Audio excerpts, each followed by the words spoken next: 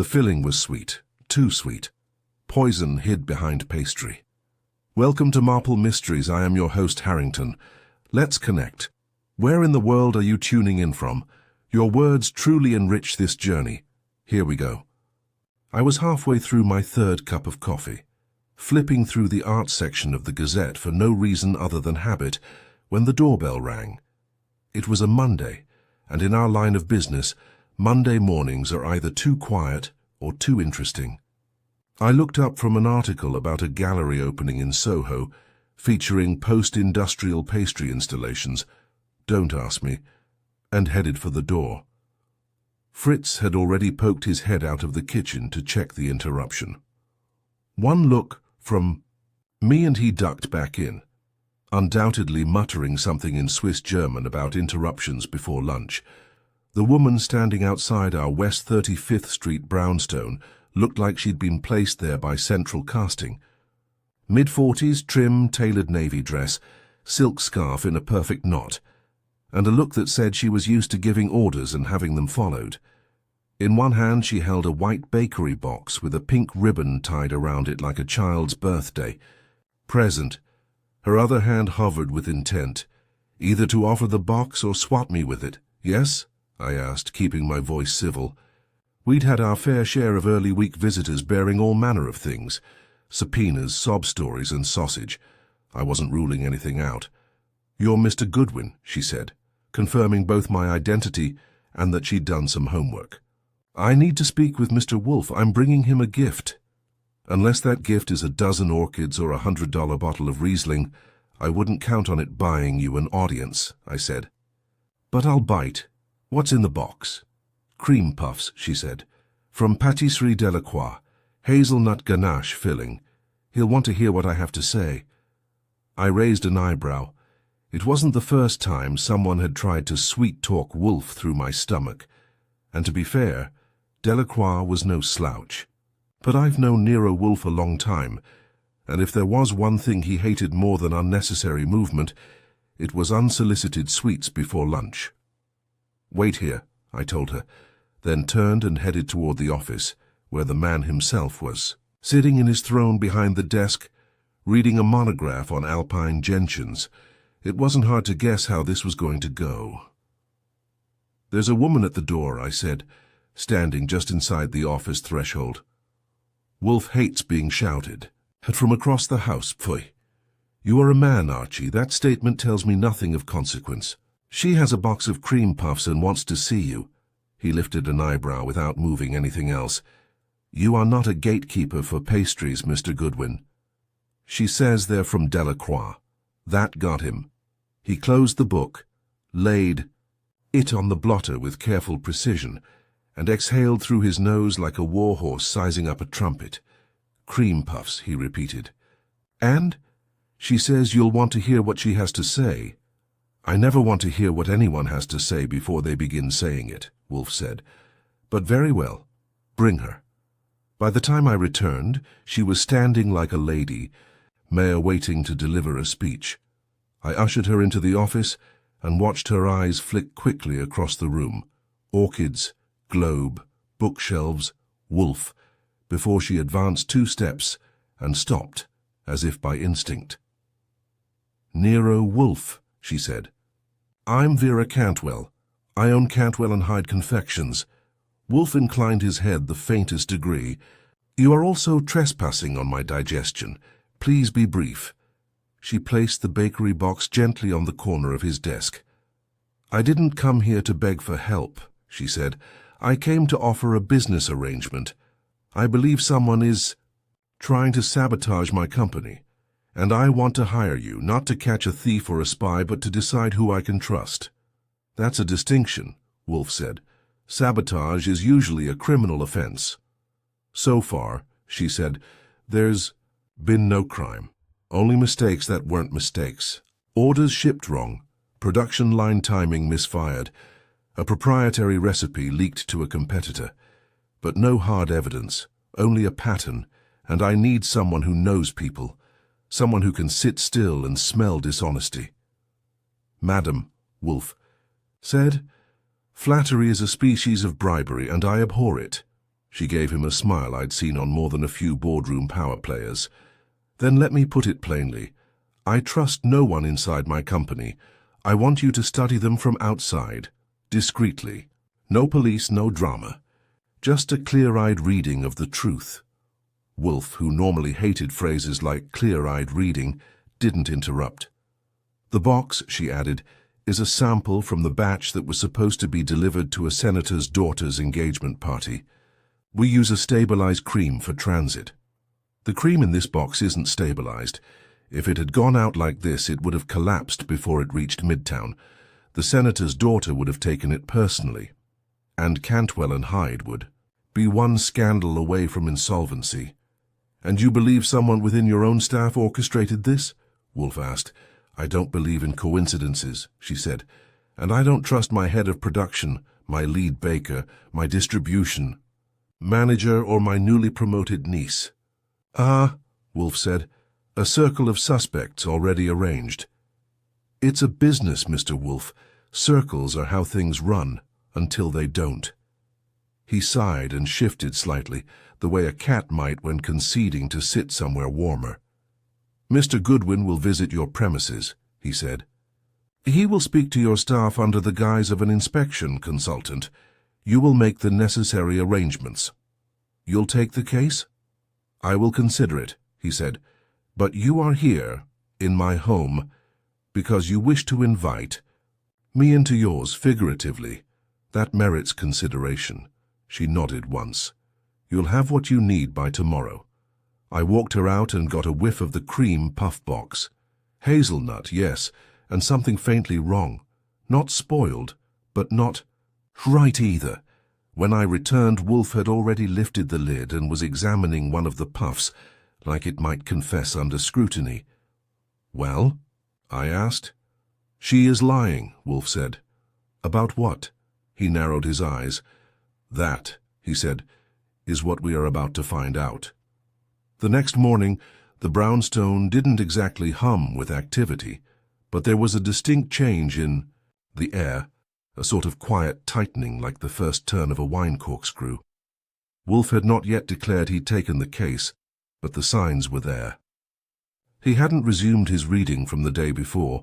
His breakfast had gone untouched until 10, and he had asked Fritz, without visible emotion, to save the cream puff box in the cold cupboard. That, from Nero Wolfe, is practically fireworks. At precisely 10:30, Vera Cantwell called. I took the call in the front room, and by the time I came back into the office, Wolfe had already swiveled in his chair an inch to face me, which for him constitutes bracing for impact. She's arranged. Everything, I said. I'll be expected at 1. She's told her staff I'm a logistics consultant with a specialty in efficiency workflows for perishable inventory. Pah, Wolfe muttered, though not at me directly. I despise camouflage, but necessity makes strange bedfellows, as does sugar. I gather you are taking the case, then? I am considering it, he said. You will go, you will observe, you will return, I will consider. In Wolfe's lexicon, that meant we were already halfway through the investigation, whether I liked it or not. At 1 sharp, I parked across from Cantwell and Hyde's HQ, a 5-story brick building in the West 50s that used to house a soda bottling plant and now produced upscale confections with slogans like "Heritage meets handcrafted" and "Luxury you can taste." Inside, the smell hit me first. Butter, caramel, something burnt, but sweet, like overdone pralines. Vera Cantwell met me in the second-floor lobby, which was all glass panels and steel railings, and gave the impression they manufactured pastries with the same gravitas as pacemakers. She looked the same as the day before. Controlled, pressed, not a hair out of place. I've arranged brief interviews, she said without preamble. You'll see 4 people today. You can ask what you need under the pretense of process. Efficiency. Don't let them linger. They'll talk if they think you're auditing. She handed me a visitor badge and a sleek folder with bios. A head of production, a lead baker, a distribution manager, and a niece named Melinda Foster, recently promoted to strategic partnerships. Any preference where I start? I asked. Start with Daniel Royce, head of production. He's punctual and suspicious. It'll rattle the others to see him sweat first. Royce turned out to be exactly as advertised. Late 30s, lean, narrow-eyed, with a voice that suggested every sentence came with a subtext. We sat in a small meeting room off the production floor. I asked general questions, staff turnover, error margins, workflow, and he gave me numbers, faster than I could write them down. I heard about the cream puff issue, I said, casually sliding it in like a garnish. Is that a recurring problem? First time, he said. But with the scale we're pushing, it's bound to happen. Logistics can't keep up with our innovation curve. That your assessment, or are you quoting the marketing deck? He gave a dry smirk. Bit of both. And the stabilized cream. Who handles that? We all do. The recipe's on lockdown, but implementation falls under QA. Still, if someone swaps a carton or mistimes the mixer by 10 seconds, I nodded like I understood. Seems like that would be hard to pull off unnoticed. You'd be surprised, he said. Most people in this building are too busy trying to impress Vera to notice anything else. That was a theme that carried through the next two interviews. The baker, Elena Rojas, had a nervous energy and a translator's eye for details. She practically bounced in her chair, then froze when I asked about recipe stability. We're trained for precision, she said quickly, but there's too much cross-department interference. Production demands speed, not accuracy. And you think that's a problem? I know it is, she said. I've raised flags. Last month we had mislabeled syrups. No one cared. You think cream substitution is bad. Someone almost piped almond ganache into a nut-free tray. You reported that? Of course. Nothing happened. Did Vera know? She hesitated. No, I didn't want to seem difficult. Next came Marcus Brody, the distribution manager. He was all polish and teeth, the kind of guy who makes jokes before he introduces himself. I asked about shipping, protocols, and he responded with a confident avalanche of jargon. Mislabeling, routing, swapped orders. Sure, those things happen, he said, but with perishable inventory, you've got a ticking clock. If someone wanted to screw with delivery, they'd do it with a clipboard, not a crowbar. Or a stabilized cream that isn't stabilized. He shrugged. Someone's playing games probably, but you're not going to find fingerprints. Just panic. Last on the list was Melinda Foster. She was 30, sharp-suited, and clearly resented needing to talk to me at all. The strategic partnerships title fit. She talked like a business school case study and gave the impression she'd memorized every memo ever written in the building. My role isn't operational, she said. I broker relationships, licensing, expansion, exposure. Still, I said, if you heard about a bad batch, you'd want to get ahead of it, optics and all. That's Vera's call, she said smoothly. I don't manage crises. I manage impressions. Would you consider an unstable cream puff a crisis or an opportunity? She blinked. Depends on whether it makes the press. By the time I left, I had a stack of notes, a dozen red flags, and a vague headache from the vanilla extract in the air ducts. I drove straight back to the brownstone and found Wolfe in the office, now reading the Oxford Companion to Food with. The level of concentration most men reserve for rare manuscripts or blonde heiresses. He didn't look up when I walked in. Report. I dropped into the red chair. 4 suspects, all working different angles. Royce is paranoid, Elena's drowning, Brody's spinning, and Melinda's bulletproof. But they all knew about the puff problem, whether they admitted it or not. He turned a page. And none of them mentioned the leak to anyone outside. That recipe sabotage? They treated it like internal fallout, not an external breach. Wolfe set the book down slowly. Then the breach, if it exists, is not external. Nope, it's domestic sabotage. Indeed. He folded his hands on his stomach. And now we must consider, who profits from collapse disguised as error? You will call Saul Panzer. For what? To find out what, if anything, these four have in common besides confectionery chaos. Wolfe closed his eyes. The game, Archie, is not who did it, but who engineered the conditions for it to be done. I nodded. And the cream puff? Has already told us more than Miss Cantwell intended. We are being played. The question is, by whom and for what prize? I didn't have the answer yet. But I knew the next move belonged to us. Wolfe sent Saul Panzer out that evening with one directive: find the pressure points. Not evidence, not alibis, just pressure. Who was too tight on money? Who'd been passed over? Who had reason to want? Cantwell and Hyde's foundation cracked enough to let something crawl through. When Saul gets an assignment like that, I know better than to hover. I let him do what Saul does. Ask questions, listen, and go unnoticed until it's too late for the other guy. Meanwhile, back at the brownstone, Wolfe had the cream puff box brought up from the cold cupboard and placed precisely at the edge of his desk. It sat there like a sleeping animal, innocuous but not forgotten. Fritz hovered nearby, looking like he wanted to ask whether he could throw it out, but also knew better than to interrupt Wolfe when his lips were tight and his hands still. Wolfe didn't speak until 8:30 that night after dinner, when he summoned me back into the office with the tone that meant this was not social. Archie, I require a list, he said. Of? Everyone with access to the cream stabilization process, not just the four you met.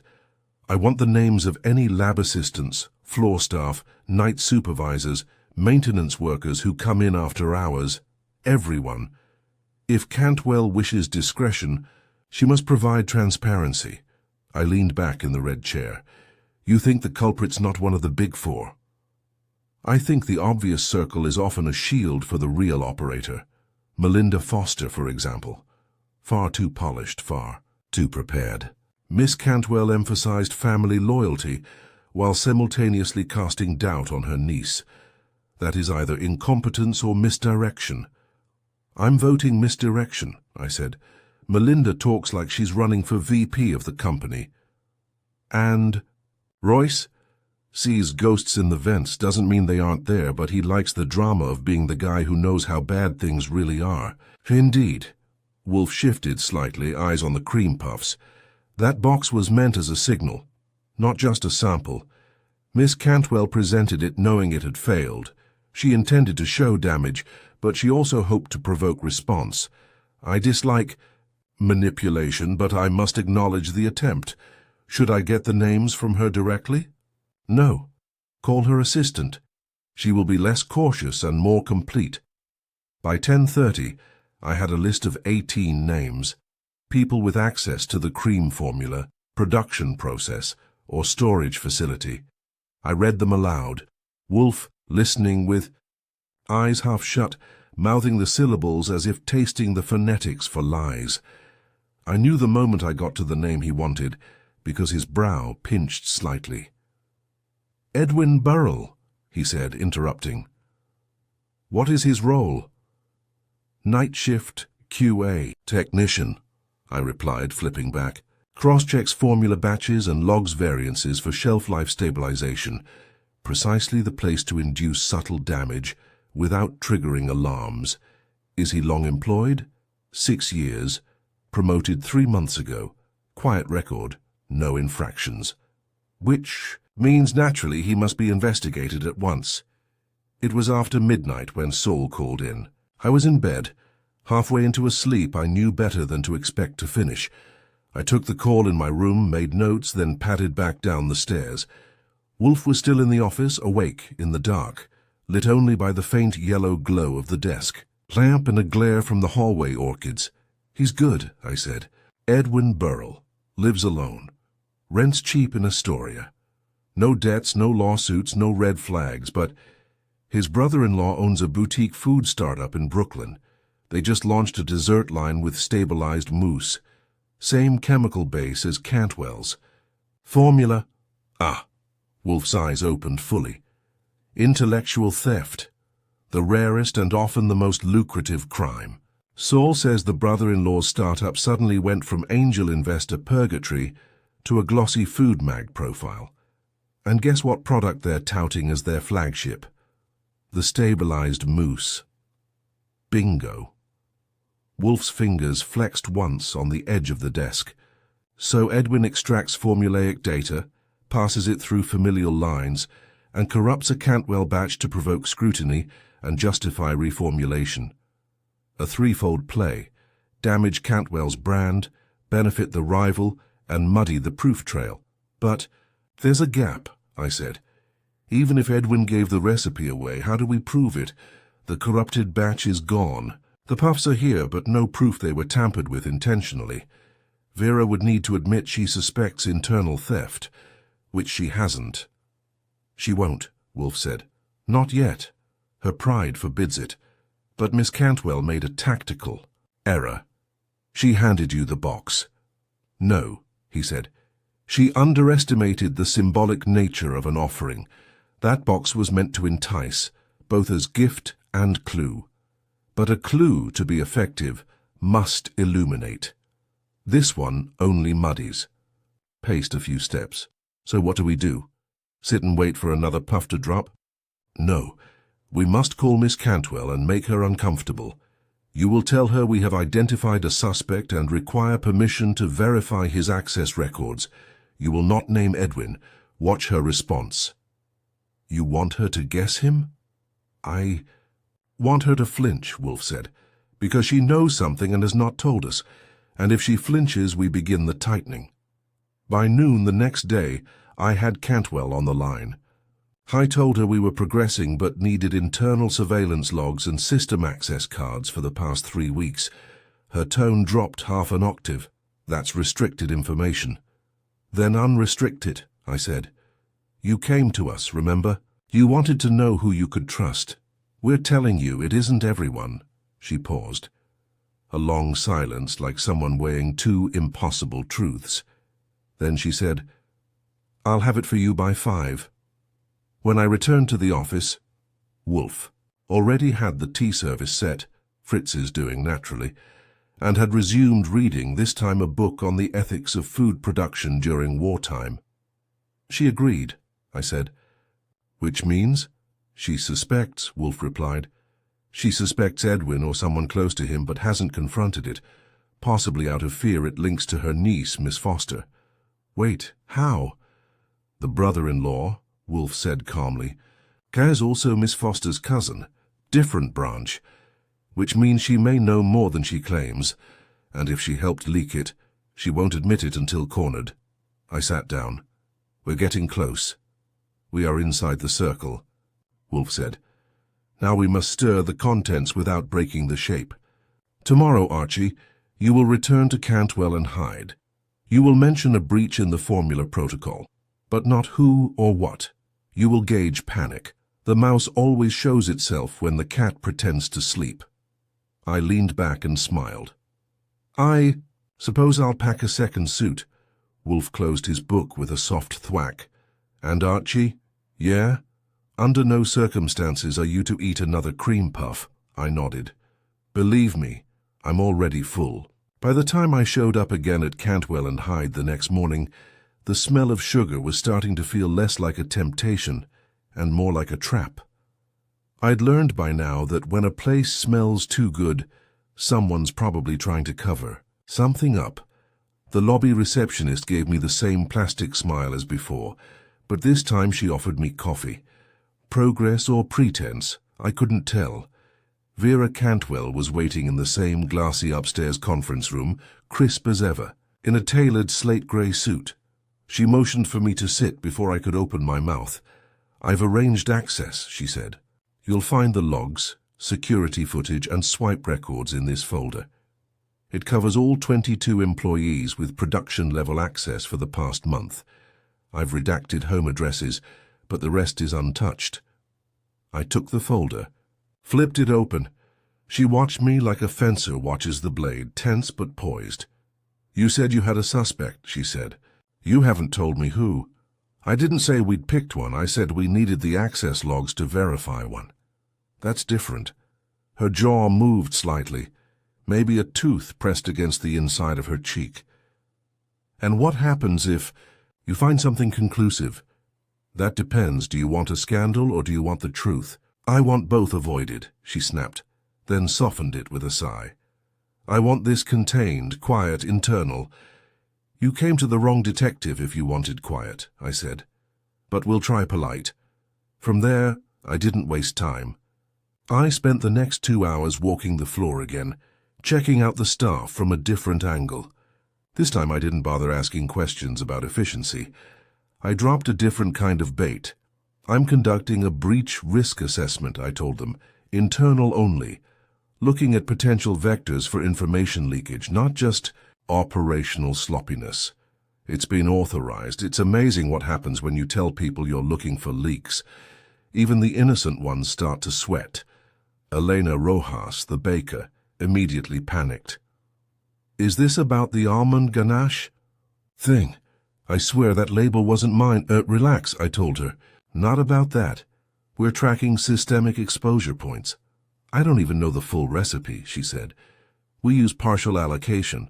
Only Royce and the lab guys see the blend sheets. I follow the list. That's helpful. Am I in trouble? If I thought you were, I wouldn't be talking to you. I'd be watching you. That shut her up fast. But her nervous energy didn't feel like guilt. It felt like someone trying too hard to stay out of someone else's mess. Then I tracked down Royce again. This time, he was out on the floor, arms crossed, watching a packaging line like it owed him money. Back so soon, he said without looking at me. Let me guess, now you're looking for ghosts in the machines. More like fingerprints in the frosting. He snorted. Good luck. The only people with full access to the formula are me, Edwin on night QA, and Vera. Everyone else sees fragments. And Melinda. He turned slowly. She's a foster. She doesn't bake. She negotiates. You think she's stealing our formula to pitch to Mondelez? Just asking. Well, don't, he said. Melinda's sharp. Too sharp, maybe. But she's not dumb enough to blow up her aunt's company for a moose startup. Who said anything about moose? His nostrils flared, just slightly. You hear things. I do. I left him stewing in his own words and headed back up to Melinda's office. She wasn't expecting me, which worked to my advantage. You again? She said as I stepped in. Her smile was tighter this time. I thought you were done inspecting the factory. Different hat today, I said. Risk review. Meaning? Meaning we've discovered a breach in the formula access chain. Subtle, but specific. Someone's been logging batches without authorization. She blinked once. I wasn't aware of any breach. I'm sure, I said. Funny thing, though. One of the names on our access list has a familial connection to a startup that's just launched a product remarkably similar to Cantwell's cream stabilization formula. I watched her carefully. Her lips didn't move, but her eyes narrowed just enough to tell me the name was already in her head. I don't know what you're insinuating, she said slowly. I'm not insinuating anything. I'm stating a fact. A company called Lumen Sweets launched a product with stabilized hazelnut mousse. Just like Cantwell's, they've got press, packaging, funding. They've got someone with insider knowledge. I've heard of them. Of course you have. One of the co-founders is Edwin Burrell's brother-in-law, and Edwin happens to work nights here. I don't control security, she said. That's Vera's domain. But your family, I said. And Edwin's your cousin, technically. Distantly, I haven't spoken to him in years. But you know what he does. I know he does quality assurance, she said, not corporate espionage. I nodded slowly. That's fair. Then you won't mind if we review internal emails and messaging logs. Her eyes flicked to her monitor, then back. That's not your jurisdiction. You're right, I said. But it will be Wolfe's, and he's very persuasive when he's motivated. When I left her office, she looked composed, but her fingers had curled so tightly around her pen that it snapped in half. I reported everything to Wolfe that evening, and he listened in his usual silence, fingers templed, gaze fixed on the orchid behind me rather than my face. When I was done, he said nothing for a full minute. Finally, he spoke. "Miss Foster is hiding something, no question. And Royce has pieces, but not the whole." "Agreed. Then we apply heat. You want me to push them?" "No. You will arrange for Miss Cantwell to come here. Tomorrow, late afternoon. You will tell her we've completed the initial assessment and that she must be present for our findings. She'll ask what they are. Tell her the results are not yet complete, but the implications are actionable." I raised an eyebrow. "Dramatic much?" "She brought this into my house," Wolfe said. "I will return the favor." Grinned. "We're setting the trap?" "We are arranging the furniture," Wolfe replied. "The trap will spring when all the players sit down." It was official. The brownstone was about to be disturbed. And this time I suspected the cream puff would not be the sweetest thing on the table. The next afternoon, at precisely 4 o'clock, Vera Cantwell arrived at the brownstone, looking like she was walking into a board meeting with the SEC. She wore a dark green jacket that said "Tasteful Money" and shoes that hadn't touched anything rougher than a rug. I met her at the door naturally, and led her to the office where Wolfe was already in place, settled, composed, and surrounded by that atmosphere he cultivates when he wants people to understand they are not in control of the room. She sat in the red chair across from him, spine straight. I took my usual seat and watched the show begin. "You said you had results," she said. "I said we had reached a point at which further concealment would be counterproductive," Wolfe corrected. "Miss Cantwell, you have presented this matter to me under the guise of internal disorder, operational sabotage, professional negligence. That was a mistake. This is not a case of mismanaged ingredients. It is an orchestrated act of intellectual theft." Her eyes didn't move, but the rest of her stiffened by half a degree. "You're certain of that?" "I am," Wolfe said, "and so are you. Or you would not be here." She blinked once. "You've identified the culprit?" Wolfe exhaled, slowly. "Not entirely, but we have identified a nexus. Mr. Goodwin?" I opened my notebook. "Your night QA technician, Edwin Burrell, has a brother-in-law named Colin Sweeney. Sweeney is a co-founder of a boutique dessert startup, Lumen Sweets, launched 3 months ago. They have debuted a stabilized mousse formula remarkably similar to your proprietary cream. The product hit the shelves 3 weeks after the puff. Failure you brought us in to investigate. Coincidence? Maybe, but unlikely." She turned her head toward me, but her expression remained fixed, like a high-performance mask. "I know about Lumen," she said. "Melinda flagged it as a competitor. We looked into it." "Then why didn't you mention it?" I asked. "Because I had no proof, and because—" She paused just a moment. "Because Edwin has worked for me for 6 years. Quietly. Without complaint. Sometimes the quiet ones steal best," I said. Wolfe interjected. "Your instincts were correct. There is no material proof yet. But the circumstantial alignment is precise.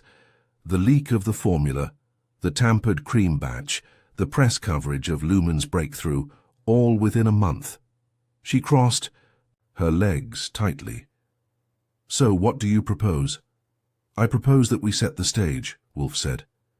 "Tomorrow evening you will host a private gathering at Cantwell and Hyde, a staff meeting. Only those involved with the production process. Mr. Goodwin and I will attend. You will make a speech, brief, firm, about new security protocols, and you will say quite plainly that you have engaged an external consultant to identify the source of a recent formula breach. Do not name names, do not show fear. Merely imply that disciplinary action is imminent. You want to see who flinches." "Precisely. And if no one flinches," Wolfe gave a small smile, "they will. After." She left. The office felt oddly warm, like the air had shifted. Wolfe leaned back in his chair and shut his eyes, letting his fingers rest together like a bridge across a still pond. "She knows more," I said. "She suspects more," Wolfe corrected. "Miss Cantwell is used to control. Her niece, her staff, even her mistakes are framed as assets. She has known for some time that the rot is internal. She simply wished to be told it by someone else. I nodded. You think Melinda's in on it? Not necessarily. But she is involved. She knows who did it or suspects, and she is withholding. Possibly to protect someone. Possibly to protect herself. I stood. Saul's still running background on the investors behind Lumen. He said there's something off about the early capital injection. He'll report tomorrow. Good, Wolfe said. The more light we shine, the more shadows we notice. The following evening, Cantwell and Hyde's production floor was transformed. No mixers churning, no pastry bags firing like artillery. Just a row of folding chairs lined up near the glassed-in test kitchen, and a half-dozen employees looking various shades of confused and cautious. Royce leaned on a pillar near the back. Eleanor sat upright, hands clenched in her lap. Brody, the distribution manager, whispered to someone and laughed too loudly. Melinda stood off to the side, arms crossed, her expression locked between amused and annoyed. Wolfe had insisted on being present, but naturally he didn't set foot in the factory. A private conference room had been cleared and outfitted for his use, with audio piped in and a video feed set up on a small monitor. He sat comfortably with a glass of beer while I stood beside the door, watching through the one-way mirror we'd improvised with a reflective screen. At exactly 6:03, Vera Cantwell stepped to the front of the room and began. "I appreciate you all coming," she said. "This is not about job performance, it's about protection. Something happened recently that compromised the integrity of one of our signature products.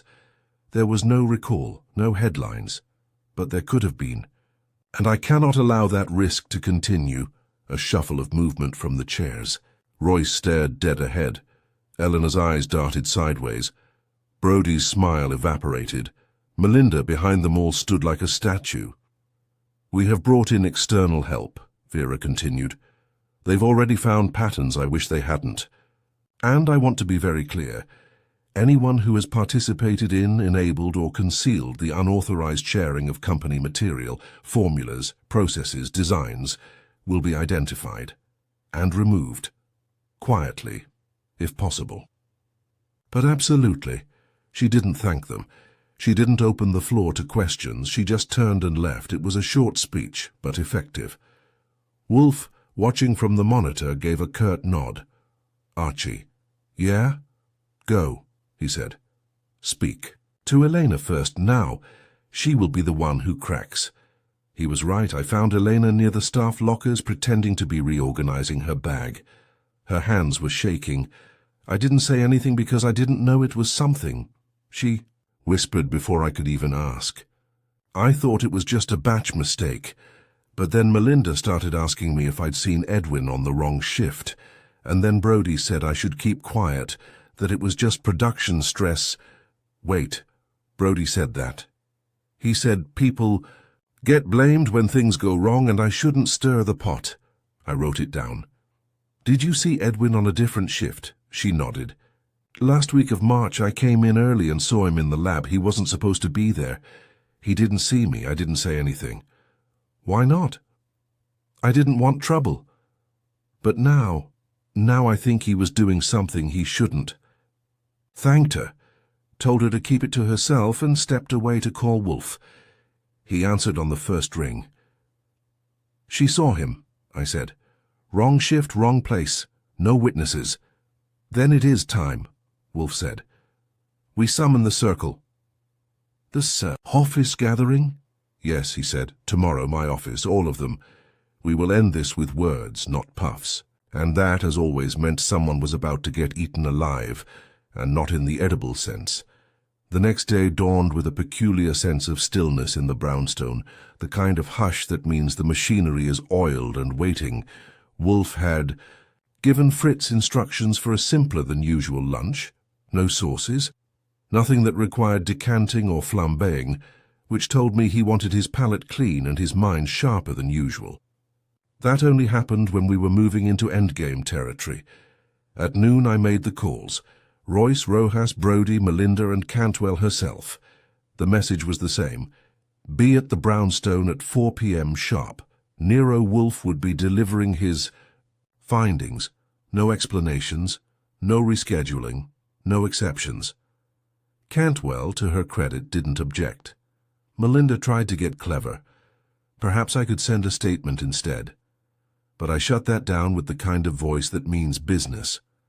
Royce said only, "Fine," and hung up.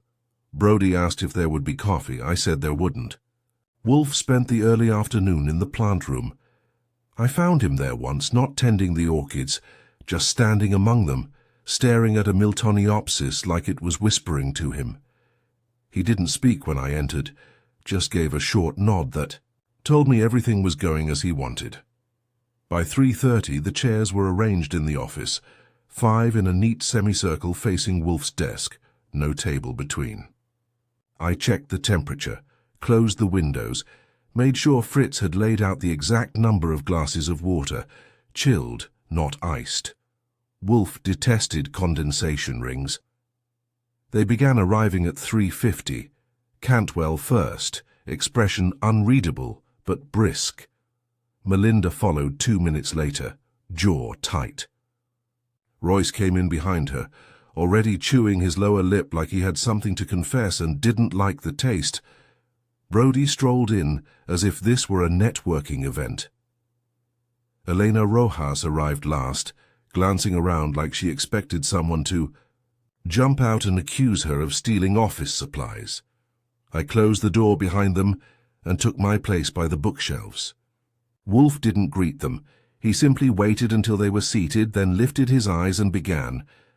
"This is not a courtroom," he said, "nor is it a tribunal.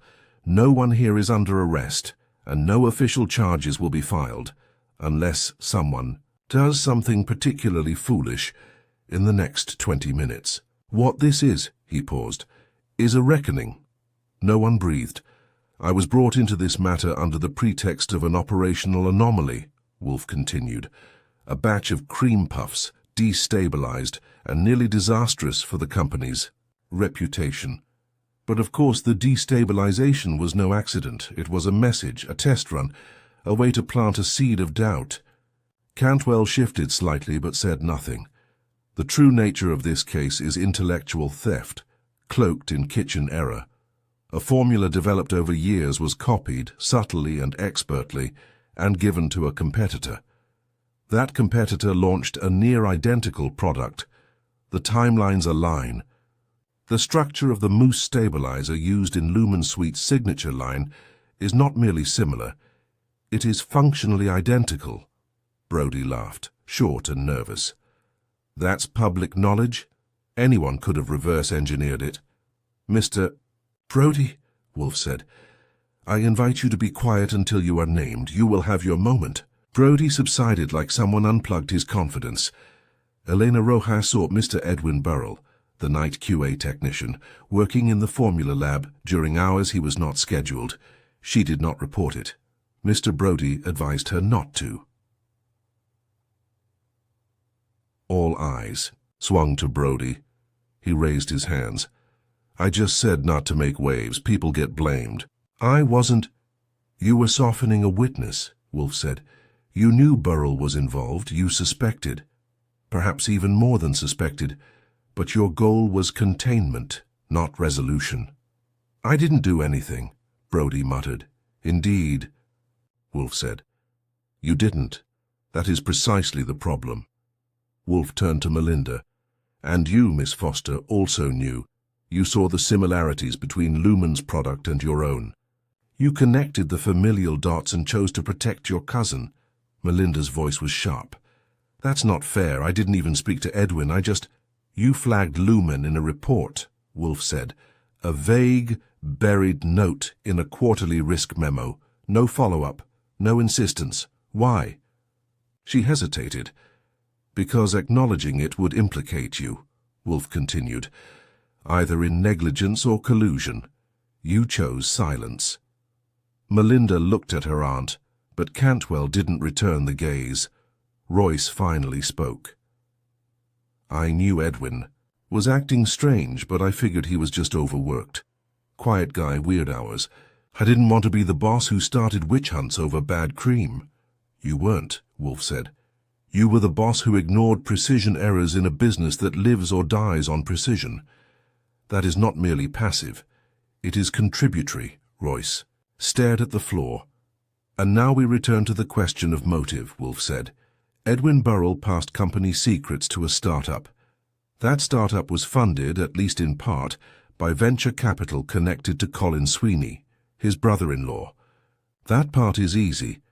The harder question is why now? Why sabotage the very company he worked for, instead of simply resigning and joining his family's enterprise? No one answered. Wolfe let the silence stretch, because he wasn't just passing formulas, he was erasing fingerprints. By introducing a known flaw into the Cantwell line, by destabilizing the puff cream, he ensured that if the similarity between products was discovered, it would be blamed on a shared failure. Not theft. Just coincidence. He thought. He was covering his tracks, I said. Wolfe nodded. But like most amateurs, he overplayed. Cantwell spoke at last. You're certain? Yes, Wolfe said. And if you doubt it, I suggest you retrieve security footage from March 24th, 2:30 a.m. You will find Mr. Burrell entering the lab and accessing the main formula terminal. It will match the timestamp from Luhmann's development notes. Obtained by Mr. Panzer. He folded his hands. I recommend you do not confront him yourself, allow a lawyer or the board. But understand this. The theft is real. The internal rot is visible. The question now is what you do with it. No one spoke. Wolfe's voice softened just slightly. The sweetness of business is not in its profits. It is in its trust. You may rebuild your formula. You may even reclaim your reputation. But you will not do so unless you learn the cost of silence. Each of you chose it at one point. And now you are all here, in this room, because silence echoes. I glanced around. Royce looked stricken. Brodie looked deflated. Melinda looked furious, at Wolfe, at herself, at the air, and Cantwell, she looked exactly the same. Except her hands had finally unclenched. That will be all, Wolfe said. They left slowly. No one said thank you. No one needed to. When the last one was gone, I turned to Wolfe. You really unloaded on them, I informed them, he said. Nothing more. I headed for the door. Want to call Saul? Let him know it's wrapped? I already did, Wolfe said. He is dining with a friend. Unlike me, he enjoys eating in public. I paused. So that's it? He picked up The Art of Eating by M.F.K. Fisher and opened to the bookmark. It was never about cream puffs, Archie. It was about what people are willing to trade for a taste of success. He looked up at me, deadpan. Fritz may serve them for dessert tonight. And with that, he began to read, already halfway back to serenity. It was close to 7 when I finally sat down at the kitchen table with a plate of roast squab and a faint sense that the ground beneath Cantwell and Hyde had just been excavated, with surgical precision. Fritz, sensing a lull in the storm, had outdone himself with the dinner menu, and the aroma wafting from the sauce alone could have lured Wolfe into a more talkative mood, if Wolfe had been the sort to process victory with conversation. He wasn't. After the final bite of braised endive, I poured myself a small glass of Fritz's claret and brought it into the office. Wolfe was, as expected, back in his chair with a book on his lap, a fresh beer sweating quietly on the coaster. He glanced up when I entered, not with curiosity, but with the mild inconvenience of a man being interrupted by someone he knew would interrupt him. Care for a summary? I asked, lowering myself into the red chair. You'll give one whether I care or not, he replied. True, I said. So here's what we've got. Edwin Burrell, ambitious, clever, and too cautious to be flashy, hands over a core component of Cantwell's proprietary formula to his brother-in-law's startup. Melinda Foster, with or without full knowledge. either covers for him or deliberately fails to escalate a suspiciously timed product launch. Brody, ever the opportunist, keeps his mouth shut and possibly encourages others to do the same, maybe hoping he'll land somewhere soft if things fall apart. Royce is too close to the day-to-day to see the big picture, or maybe he's just too afraid of what the big picture would show. And Elena? Nervous, yes, but honest. Which is probably why. She still has a job tonight. Wolfe nodded once. Acceptable. What happens next is anyone's guess. Cantwell might press charges, or she might sweep it all under the rug and use it as leverage over Melinda and the rest. She will not press charges, Wolfe said. I raised an eyebrow. You sound certain. She will terminate Burrell quietly and fold the rest into a narrative of corporate tightening. Appearances matter more than vengeance, particularly for women in command. I sipped the wine. You just summed up a year of boardroom politics in one sentence. Economy is a virtue. We sat in silence for a moment. The kind of silence that sits between two people who've seen something to its end and know it won't be the last time.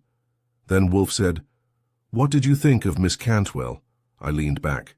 Cold, controlled, strategic, didn't flinch when you laid it out. She's not just managing a business, she's managing a story. Hers. Precisely. And she chose to retain our services not to expose the truth but to control its disclosure. You think she knew from the start? I think she suspected. Enough to fear the consequences of direct confrontation. That's why she came here with cream puffs, sabotaged ones. It was an appeal and a dare. And a distraction, I said. Wolfe smiled faintly. Yes. The art of pastry and the art of misdirection share many ingredients. There was a knock at the door. Fritz entered with a small silver tray bearing a letter. He handed it to me with a nod, then retreated. I opened the envelope. Inside was a short note, handwritten in tight, even script. Mr. Wolfe, thank you for your clarity. I enclose a check for the full agreed-upon fee. The matter is for now concluded. You were right. Trust is the first casualty in ambition. VCI handed it across the desk.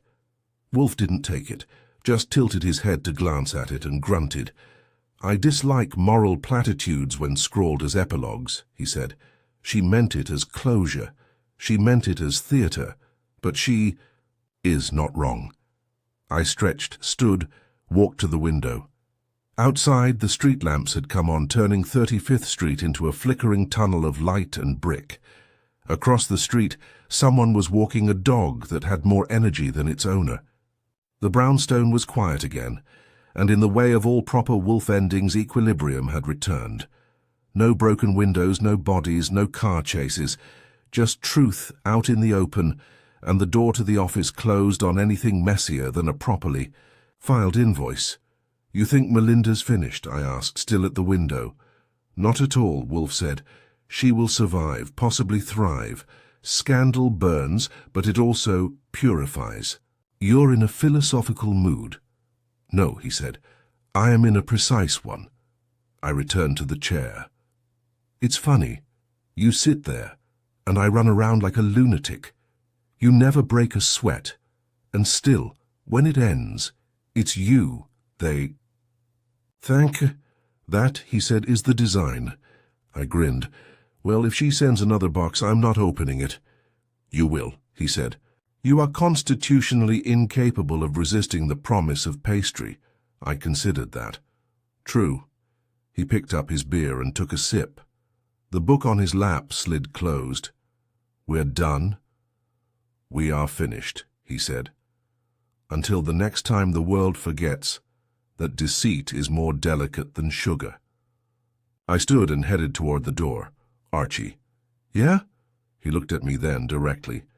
Never underestimate a woman who delivers poisoned gifts with perfect presentation. I gave a low whistle. That one's going in the archives. You may embroider it on a napkin if you wish, he said.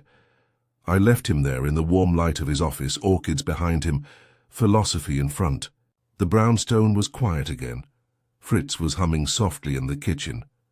And upstairs in the dark I knew the world had already turned to set the stage for the next lie, the next truth, and the next knock at the door. Somehow it's always pastry. The next morning, just after 9, I walked into the office with a copy of the Gazette tucked under my arm, a steaming mug of Fritz's coffee in hand, and a sense of satisfaction that didn't come along too often in our line of work. Wolfe was already in his chair, not reading, not dictating, just sitting there in the robe he reserves for mornings, when the world hasn't done anything to offend him yet. That state of grace typically expires before noon. I dropped into the red chair and unfolded the paper. "Page 6, I said. Middle column titled, "Quiet Shake-Up at Cantwell and Hyde." No names, no accusations. Just a restructuring of senior roles in response to internal review. Wolfe didn't move. "As expected." "You're not even going to gloat?" "A little." "I do not gloat, Archie, I observe. Gloating is for those who need their victories confirmed by others. I have no such need." "Sure. Still, a little fist pump wouldn't kill you." He ignored that and reached for the small glass of beer Fritz had brought in earlier. He sipped, then set it down with the kind of precision that could pass for arrogance if it weren't so entirely Wolfe. I flipped another page. They're calling it a renewed focus on proprietary innovation and strategic growth, which is, as far as euphemisms go, a poetic way to say, we caught someone red-handed, and now we're covering our tail feathers. "Miss Cantwell is not a fool," Wolfe said. "She acted with the discretion her position demanded, and she learned the necessary lesson, which is that protection and concealment are not synonymous. She sought to preserve her company's integrity by hiding its wounds. She only achieved it when she exposed them. That's almost profound. It is entirely practical." There was a knock on the front door. Fritz answered it while Wolfe and I shared a brief glance. Visitors unannounced at this hour were rarely good news. Moments later, Fritz returned with a silver envelope and a raised eyebrow. "From Miss Foster," he said, handing it to Wolfe with visible distaste. Fritz has strong opinions about people who tamper with food and family in equal measure. Wolfe didn't open the envelope. He merely tapped it once against his knee and passed it to me. "Your domain." I opened it. The note inside was handwritten on thick cardstock and carried the faintest trace of citrus, like a perfume that was trying not to try too hard. "Mr. Wolfe, I owe you a courtesy, if not gratitude. You exposed the rot, but left the structure standing. I've resigned, my choice. Perhaps I'll start something of my own, this time without ghosts in the formula. Tell Mr. Goodwin he was right about Brody." "Melinda Foster," I whistled and handed the card back. Wolfe glanced at it briefly, then returned it to the envelope like it was a receipt he didn't intend to keep. "She'll be back," he said. "You think she'll return to Cantwell?" "No," he said. "She will return to influence. She has too much steel to remain idle, and she has learned how close ambition can drift to the edge of disgrace. That will either temper her or make her dangerous." I stood and moved to the window. The street was quiet, grey, and already filling with the slow churn of delivery trucks and doormen hosing down the sidewalks. Spring was edging in. You could almost smell it underneath the city. "You think Cantwell's safe now?" "She is." "Never safe," Wolfe replied. "No one who builds a brand on perfection is ever safe. The first mistake is forgiven. The second is remembered. The third is fatal." I turned. "So what happens now?" "We resume normalcy," Wolfe said. "I have orchids to mist. You have bills to settle. Fritz will soon remind us that asparagus season is beginning. Life, Archie, continues. Until the next poisoned puff." Wolfe gave the smallest of smiles. I was halfway to the hall when the phone rang. Wolfe gave me a look that meant you, so I picked it up. Nero Wolfe's residence. "Goodwin speaking." The voice on the other end was soft, clipped, and vaguely panicked. Mr. Goodwin, I'm sorry to intrude. I got this number from a mutual acquaintance. I need to speak with Mr. Wolfe. It's urgent. And you are? Dr. Martin Kelshaw. I'm with the Metropolitan Botanical Society. Something's gone missing. It's not money and it's not murder, but I believe it may be something rarer. I covered the receiver. Botanist. Something missing. Wants you. Wolfe grunted. What has been taken? I relayed the question. An orchid, came the reply. A singular hybrid. And the circumstances suggest it wasn't stolen for resale. It was stolen as a message. I paused. You said it's not murder. You sure? Not yet, the man said. But the fellow who bred it vanished. A week ago. I glanced at Wolfe. His eyes had opened fully now, his posture straightening by a quarter-inch. That, in his world, was the equivalent of jumping to his feet. Come at 11, I said into the phone. We'll hear your story. I hung up. Another case? Wolfe let out a long breath through his nose. It seems our return to normalcy was short-lived. Could be coincidence. There is no such thing, Wolfe said. He stood then, a rare thing before lunch, and began making his way toward the plant room. Do you want me to cancel anything? I asked. No, he said. I have always preferred a mystery rooted in flowers to one hidden in fondant. And that was the cue. The cream puff was behind us. Ahead, orchids, vanishing experts, and no doubt another fool who thought Nero Wolfe could be distracted with sweetness. Some people never learn. I spent the rest of the morning doing what any self-respecting legman does between cases, cleaning up the mess the last one left behind. That meant paperwork, phone calls, and one supremely awkward conversation with a process server who'd gotten the idea that Wolfe handled divorce work. He doesn't. Not unless there's a body or a rare truffle involved. Wolfe, true to form, had vanished into the plant room, presumably to commune with his orchids, and let them reassure him that not all living things are morally compromised. I didn't bother him. After 7 years under this roof, I've learned not to interrupt a man pruning his masdevallias unless the house is on fire or someone's confessed. At precisely 11, our doorbell rang. Fritz answered, led the visitor in with his usual reserved dignity, and disappeared like mist. I took one look at the man and pegged him immediately for a botanist. 40-ish, precise haircut, clothes chosen for function over flair, and an air of intellectual distress that made it look like he'd just been accused of plagiarizing a seed catalogue. Dr. Martin Kelshaw, he said, shaking my hand and managing a distracted half-smile. Thank you for agreeing to see me. I didn't expect... Well, I didn't think I'd need to consult a private detective about a flower. Don't let the geraniums fool you, I said, motioning him into the office. Mr. Wolfe takes plants more seriously than most people take politics. You may be in the safest place on the East Coast for botanical grievances. Wolfe was already in his chair, arms folded, expression unreadable. The orchid room door had been closed behind him, the smell of damp bark and chlorophyll trailing faintly in his wake. Doctor, Wolfe said, please sit. Begin at the beginning and do not dissemble. Flowers are rarely sentimental, but the humans who grow them tend to be. Kelshaw sat.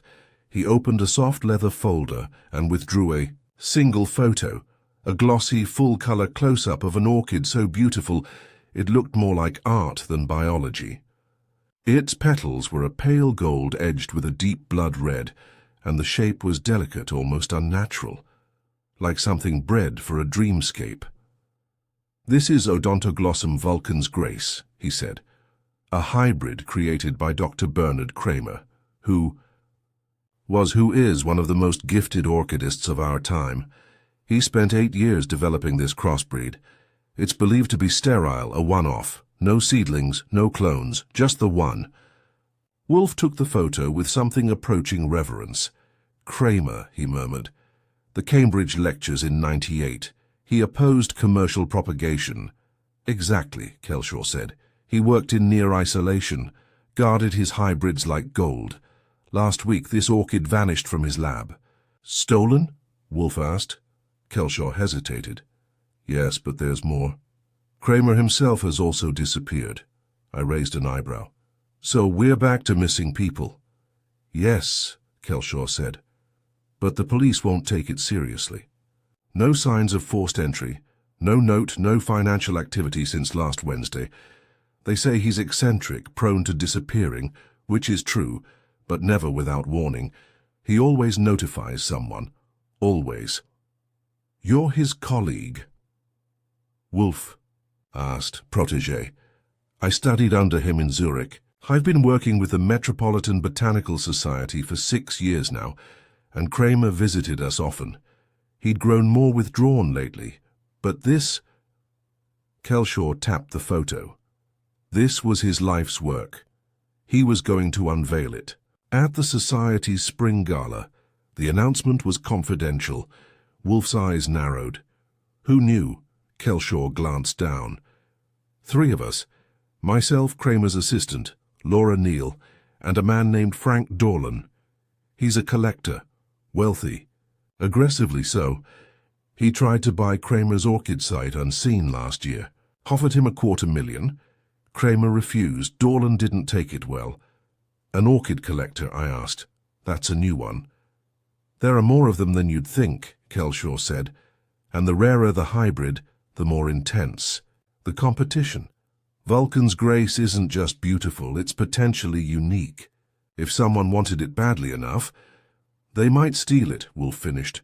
Kelshaw nodded. I'm not saying Dorlan did it, but he's made veiled threats. And Laura, she's loyal to Bernard, but she's ambitious. She once hinted that the orchid was more valuable alive than admired. Wolfe stared at the photo. And no sign of Kramer? None, Kelshaw said. His apartment is untouched. His phone's been off. No one's heard from him. It's as though he vanished. With the orchid, Wolfe glanced at me. Archie. Already thinking it, I said. We pay Dorlan a visit. Discreetly. I'll arrange it, Kelshaw offered. He's expecting me later this week to finalize some exhibit loans.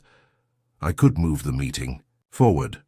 Do so, Wolfe said, and mention casually that Bernard was considering a public auction. Observe his reaction. Kelshaw blinked. He'll explode. Yes, Wolfe said, and that will be instructive. As Kelshaw left, I stayed behind in the office. Wolfe was still staring at the orchid photo, his expression tighter than usual, not annoyed, focused, the way he gets when a puzzle's taken root and begun to grow. You believe the flower was stolen, I said. Of course, Wolfe murmured, but the theft is not the crime. It is the message. And Kramer? Missing, he said, but not merely absent. Either he fled with the orchid or he was removed along with it. Both possibilities suggest a motive deeper than admiration. Could be blackmail. Could be worse, Wolfe said. Orchids, Archie, inspire not just obsession, but ownership. There are people who do not wish to possess beauty. They wish to deny it to others. I stood. So we're back in business. He looked up. We never left. Someone has kidnapped perfection, and we are to find it. I paused in the doorway. You sure this isn't about the orchid? His eyes twinkled for a moment. It's always about the orchid. And with that, the brownstone turned from a house of justice to a house of pursuit. A new case was unfolding, one with petals, secrets, and the faint, bitter scent of ambition dressed up in fragrance. We were back at it again, and something told me Vulcan's Grace was just the beginning. Frank Dorlan lived in a duplex on the Upper East Side that was part art gallery, part trophy case, and entirely designed to say, I won. The kind of place where antique masks from Java share a wall with a Klimt sketch, and a security system watches you like it suspects you might be too poor to breathe the air. I arrived just before 3, dressed in my best don't-make-a-fuss suit and carrying nothing but a notepad, and the most casual smile I could manage. Dorlan himself was exactly what I expected. Lean, manicured, early 50s, with the kind of brittle confidence that suggested he'd once had to earn it, and now spent a lot of time making sure no one forgot. He greeted me with a polished grin and a handshake that tried to imply power without looking like effort. "Mr. Goodwin, I was told to expect Dr. Kelshaw," he said as he led me into the sitting room. "You got an upgrade," I said. "He's consulting with my employer, Mr. Nero Wolfe, about the matter of Bernard Kramer and a certain missing orchid." Dorlan's smile dropped about an inch. "Ah, so we've moved on to private investigators. Fascinating. What is it you suspect me of exactly?" "At the moment, enthusiasm. Maybe too much of it. Kelshaw said you made an offer for Vulcan's grace." Dorlan chuckled and dropped into a leather chair that probably cost more than my car. "An offer is a form of admiration, Mr. Goodwin. I offered because I respected the artistry of the thing. Bernard didn't agree. That doesn't make me a thief." "No, but it makes you a suspect, especially since the orchid's gone missing, along with the man who bred it." He frowned. "I'd heard Bernard had dropped off the radar, eccentricity, no doubt. He's done it before. Brilliant people have their rhythms." "Sure," I said. "Only this time, there's no pattern. His keys are still in his apartment. His lab's untouched except for the missing plant. You see the issue." Dorlan rose, walked over to a glass cabinet, and retrieved a decanter and 2 tumblers. He poured a few fingers of scotch into each, then offered me one. I took it. Never hurts to let a man think he's setting the tone. "I didn't take Bernard's orchid," he said, "and frankly I don't believe anyone did. I think he took it himself. He probably decided the world wasn't worthy of it. That was always his weakness. He hated success." "That's one interpretation," I said. "Another is that someone couldn't stand being told no." He met my eyes and sipped. "Do you really think I need to steal an orchid? I could fund a greenhouse in the Andes if I wanted." "That's exactly the kind of thing someone says when they're about to do something dumb out of principle." He laughed, genuinely this time. "You're good, Goodwin, but you're looking in the wrong place. If Bernard's gone, I'd look at someone closer to him, someone he trusted." "Laura Neal." "Of course. She handled his emails, his deliveries, his appointments. She knew the value of that orchid. And she knew how little Bernard valued money. She didn't. I made a note of that. You know this how?" "She approached me," he said, "a few months back. Said Bernard was considering allowing a private sale. Wanted to feel out my interest again." I leaned forward. "And what did you say?" "I said I'd triple my original offer if—" "I saw the plant first. That was the last I heard. Bernard must have shut it down. Or she made another deal," I said. He shrugged. "I'd check her bank account." I didn't let him see the flicker that crossed my face, because that was the first real angle I'd heard all day. I returned to the brownstone just after 5 and found Wolfe still in the office, seated as if he hadn't moved in hours, though the second glass of beer said otherwise. He was rereading an article on experimental orchid propagation in Horticulture Quarterly, with the same intensity most men reserved for war bulletins. "Dorlan's innocent," I said. "That is not certain," Wolfe replied without looking up. "He's too proud," I said, "too rich, too loud. He wanted the flower, sure, but he didn't want to sneak it. He wanted to own it, legally, publicly, with a press release and a gala invitation. He thinks Bernard ran off with it, but he dropped a name, Laura Neal." That got a raised eyebrow. "Apparently," I continued, "she approached Dorlan months ago about a private deal said Bernard might sell. Dorlan offered to triple his original bid. Then she ghosted him." Wolfe set down the magazine, which suggests either she acted without Kramer's knowledge or with it, and something changed. "Either way," I said, "we need to talk to her." "I already have," Wolfe said. I blinked. "You what?" "I called her this afternoon. I invited her here. She accepted. She will arrive at 6. Wolfe, you're slipping. You didn't let me interrogate her first. I needed her unaware of your findings. If she is guilty, she will lie, and I wish to watch her do it. At 6 precisely, Laura Neal arrived. She was early 30s, neatly dressed in practical clothes, hair pulled back, no makeup. She looked like someone used to being invisible in a room full of egos. But there was a sharpness behind the eyes. Wolfe didn't rise. "Miss Neal, please sit." She did. "You are here to answer a simple question," he said. "Where is Bernard Kramer?" Her composure cracked for half a second, just long enough to answer. "I don't know." "Miss Neal," Wolfe said, "you approached Frank Dorlan with the intent to arrange a private sale of Vulcan's Grace. You suggested Bernard was open to it. Is that correct?" He was considering it. He told me to gauge interest." "Did he authorize the price you proposed?" "No," she admitted. "I exaggerated. I knew he wouldn't accept less, so I framed it as a test." Wolfe nodded. "And when Dorlan offered to triple the bid, I told Bernard, he was furious. Said I'd betrayed his trust. We fought. He stopped speaking to me. Then he disappeared." "Yes." "Miss Neal," Wolfe said, "you must understand. It is no longer a matter of a missing plant. If Bernard Kramer is dead, you may be held responsible." She sat frozen, hands tight in her lap. "I didn't hurt him," she said. "I swear." "But you know where the orchid is." Silence. Then, "It's in my apartment." He gave it to me. Wolfe's eyes narrowed. "Explain." "He came to me 3 days after the fight, said he was leaving the city. Said he couldn't trust anyone, not even the society.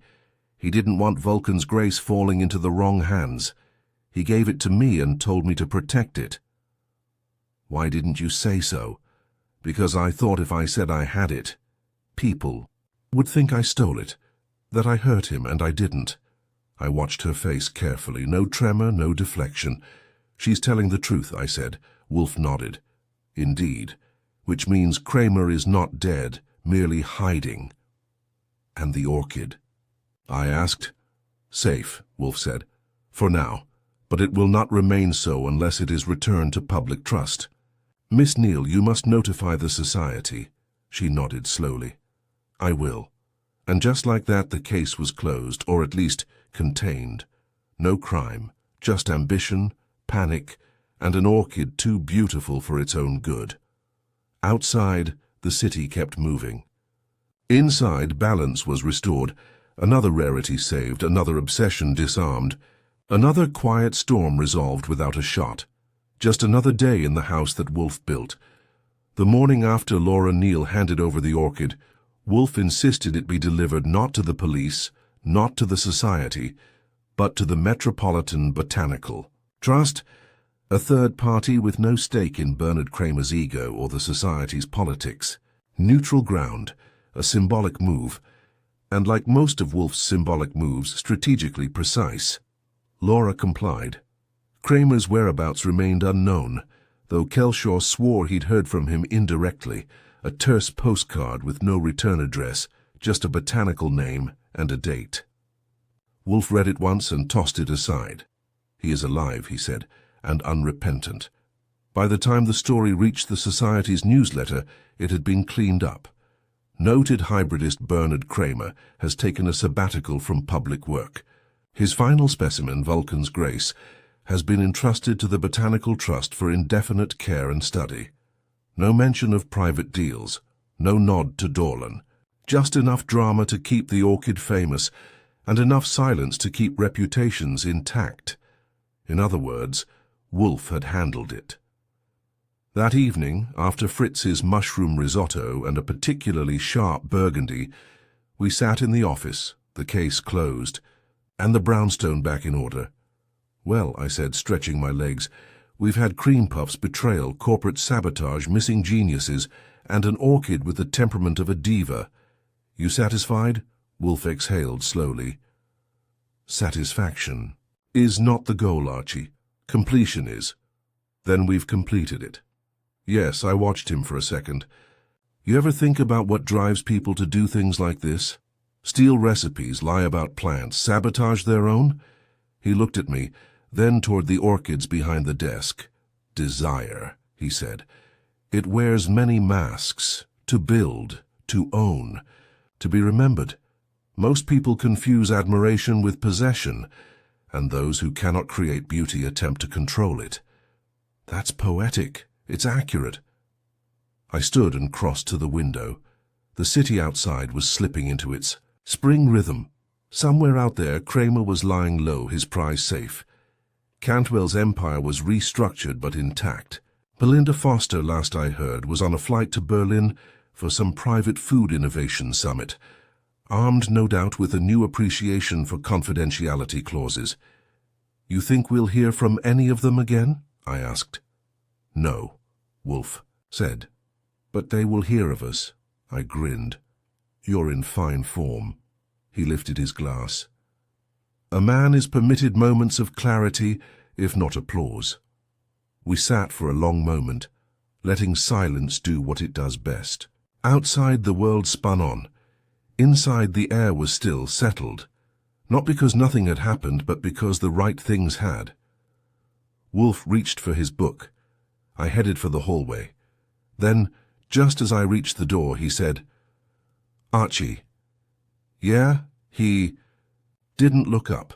Next time someone brings cream puffs, check the consistency. I nodded. And the motive. He gave the faintest smile. Always. And that was that. Case closed.